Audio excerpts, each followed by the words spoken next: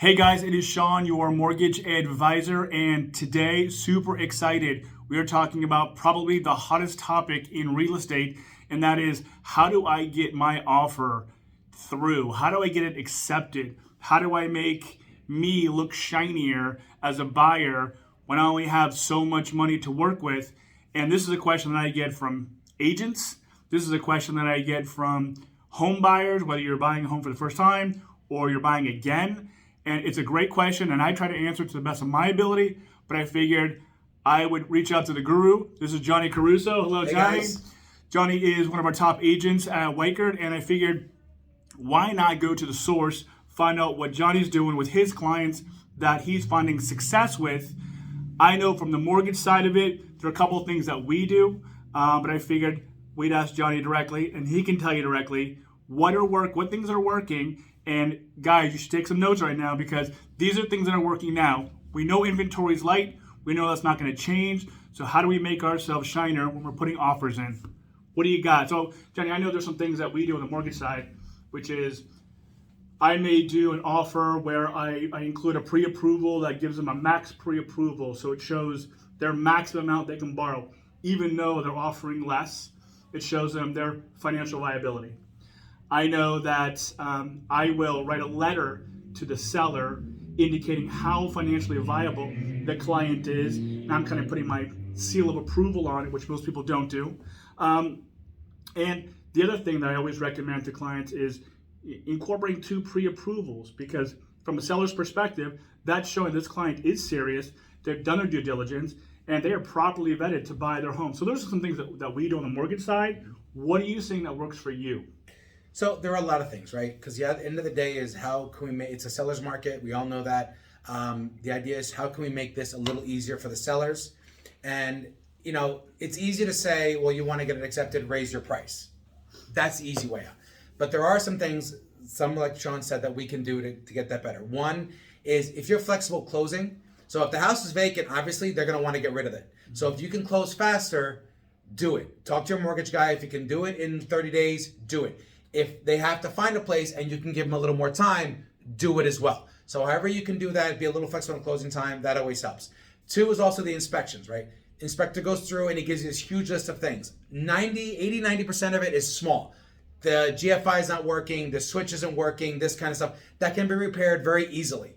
So waive all that small stuff.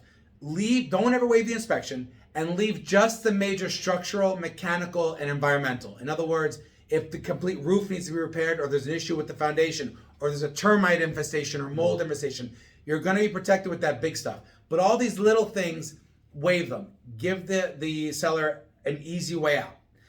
Lastly, of course, is the appraisal. Now, this is a little tough, right? Because not everybody can waive their appraisal, because what ends up happening is if you waive the appraisal and the house doesn't appraise to your offer, you're going to be in the on the hook for the difference. So you want to talk to your real estate agent, talk to your mortgage rep. This is something that you decide is like a little bit of a team effort. That are you comfortable? Because we can also put limits. Maybe there's a $10,000 cap or a $5,000 cap. We can do that. Doesn't have to be the whole thing. So definitely talk to your team and come up with that decision. And then I know a lot of people do talk about letters to the sellers and that kind of stuff. Unfortunately, they still work, but in this market of multiple offers, it's harder to get stuff like that through. But you know what? Don't ever downplay anything. Anything you can do. So write a personal letter to the seller why you want their home. Make sure the real estate agent, when they send the offer through, puts a nice little bit of warm and fuzzy in their intro email. It does help a little bit. Again, it's tough in this market to say, does that stuff really make a huge difference? But again, if you add it all together, every little bit helps. So phenomenal, and this is what we're seeing, and I've been in this business 20 years, and it's insane that people are waiving these items, but that's the nature we're in right now. Do you find that when someone's waiving inspection items, I know sometimes people put a dollar parameter, so I'm waiving inspection items up to $5,000, meaning anything under $5,000, we're not going to worry about. Anything over that, we need to renegotiate. Are you seeing sellers are taking that consideration, or they want it completely waived? Again, it's easier when you see, again, it becomes visually, right? Now, financially speaking, and this is not absolute, there's a lot of things that can happen, but for the most part, I have found in my inspections, the repairs are either a couple of $1,000 or it's 10 or 15,000. There's nothing in between. So if you throw a 2 or 3 or 4,000, depending on the size of the house, dollar limit on it, you're still having the same effect, but protecting yourself. From a visual perspective, you could tell the seller we're waiving everything but these major things. But I think at the end of the day, it's 6 or 1/2 dozen the other as far as protecting you, the buyer, for these major expenses that might come up. So what if we have a lot of buyers who are getting into the market for the first time and they're only working with maybe 5% or maybe 10% down, and they're competing in a seller's market where you have low inventory but you have a high buyer demand? For those clients, are you finding that the highest and best always wins, or are you finding that all these other accoutrements that you mentioned are really making a difference? I think right now, honestly, we're 50-50. Okay. It depends on the listing agent side, what they're looking for. If obviously the quickest thing is for buyers just to look at numbers and see, but at some point you might have a couple of numbers that are equal, and that's when they're starting to drill down to all these little odds and ends that are making their lives easier. So when push comes to shove, it absolutely is helping. So one of the biggest things that I hear from first-time home buyers is they're so concerned about paying too much for the house, right? How do you combat that? So if someone's offering a $400,000 home and they know that there's multiple offers, where do you find what is the magic, if you will, of, hey, do you pull comps to get an idea of what's being sold in the area at this price point so they can feel comfortable offering X amount over? Is there a it's different for everybody, right? This is a very emotional purchase. It's probably one of the biggest purchases of your life. And I tell people a couple things. Number one, the market is strong and it will remain strong. This isn't one of those markets where we're expecting in a couple of years the values to crash.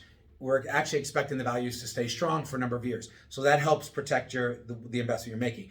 Number two, real estate is probably one of the strongest long-term investments you can make. Mm-hmm. So even if you're putting $10 or $15 or $20,000 or $30,000, that will be made up eventually. If you're not, as long as you're not planning to change homes in a short amount of time every couple of years, that value will eventually catch up to it. Mm-hmm. So you will really not going to lose anything, because that's their biggest fear, is that in a couple of years they're going to end up upside down. Mm-hmm.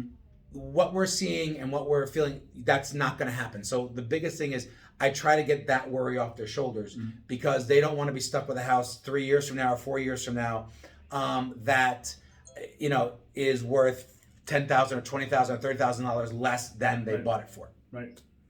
So one thing that I know that I'm seeing quite a bit is equity in homes. When you have a seller's market, consistently what we're seeing is properties values are increasing at a steady rate. So we know that the home I buy today is going to be worth X amount more in the next year. And what they're saying is that that's not going away for at least the next 5 to 10 years, only because of this inventory shortage. So as Johnny just said, take that fear off your shoulders, because all the writing is on the wall and it tells you very specifically that all your values are increasing. Is there anything that you would kind of throw out there for a first-time home buyer? Any short, quick suggestion what they should do to get in the market? Listen, guys, have your ducks in a row. I can't tell you this enough. Buying a home, I always tell my first-time home buyers, whoever said buying a home is fun, rented their entire life. It's a hard process. How you can make it easier for yourself is have all your ducks in a row. Have your paperwork ready. Make sure every little thing is there. Don't hide anything. Don't think it doesn't matter. Give us more information than we need, and let me and the mortgage rep, whether it be Sean or whoever, sift through all that, because that helps us help you. Just make sure all your ducks in a row, make sure you're ready for this, and make sure you're ready to move fast, because in this market, the time of taking a couple days and going back to look at the home, right now it's not really happening. So you really want to make sure that this is what you want to do, where you want to do it, and have all your ducks in a row. So last but not least, one thing that I tell most of my clients is this market is more like a gunfight than a knife fight, meaning I get one bullet and I get the opportunity to take a shot, and if I miss, they're not coming back to me and say, oh, okay, good, take another shot. It's kind of like I need to put my best offer, my most confident offer right up front, because there really is no negotiating in this market. Would you agree with that? 100%. This is not one of those markets where you can say, well, it's they're asking $350, let me try at $330. No, this is the type of market, unfortunately, if they're asking $350, you got to come in at $350 or higher. There is no negotiating under the asking price. unless, for some reason they've priced it so high. But again, that's where we come in and that's where we help guide you. But for the most part, there is no negotiating. It's a one-shot deal. Give your best and final in the beginning. Awesome. So guys, what you heard was a couple outstanding suggestions, which is, be confident with waiving the appraisal with the understanding that you're working with your agent to understand the true value so you're comfortable with what you're doing. Waiving the appraisal doesn't necessarily mean you don't need to get an appraisal. And that's a whole nother video we'll talk about. It talked about waiving your inspections, whether waiving them all except for the larger items or putting a dollar amount to it. Again, you want to talk to your agent about that. And then closing times, having a realistic idea of how fast the client wants to close, because really it's the ball's in their court. So guys, I appreciate your time today. Any questions that you might have for myself or Johnny, please reach out. I'll put you a link to Johnny so you can reach out to him directly. Other than that, it is a phenomenal time to buy and even sell. Any questions, please reach out to us. Other than that, have an amazing day. Johnny, thank you so much. Take care, guys. Appreciate it. Thank you.